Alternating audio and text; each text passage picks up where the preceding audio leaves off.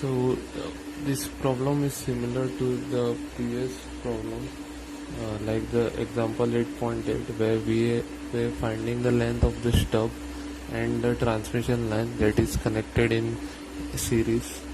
So we will be following similar steps. First of all, we are given with the load impedance, the source impedance. This is Z naught S source impedance, that is the characteristic impedance, and we have to find the length of the stub, characteristic impedance of the series transmission line, and the length of the transmission line, which is like a stub only.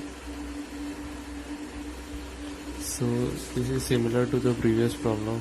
First of all, mark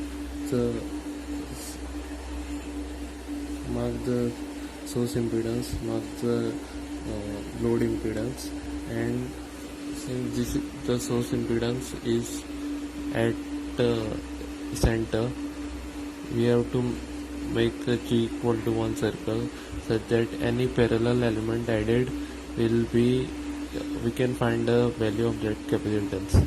So since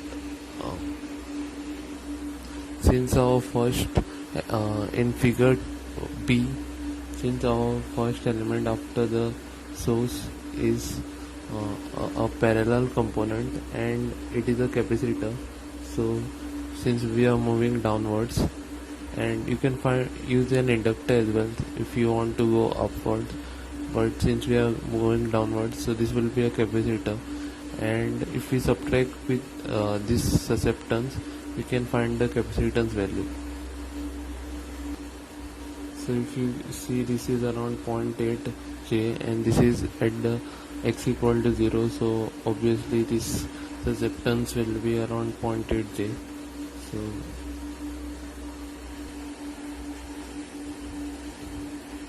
this is 0.8 J, and draw a straight line from the center to 0.8 J, and from the open circuit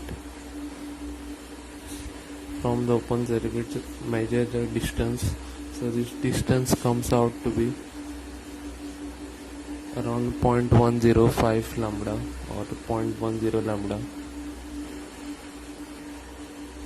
Now since we are already on the VSWR circle, we just need to see how much distance we have to move in order to go here. So we have to draw a line from center and over here as well, passing through these 2 points A and ZL. Then measure the wavelength, angular distance in terms of the wavelength. It comes around 0.14 lambda.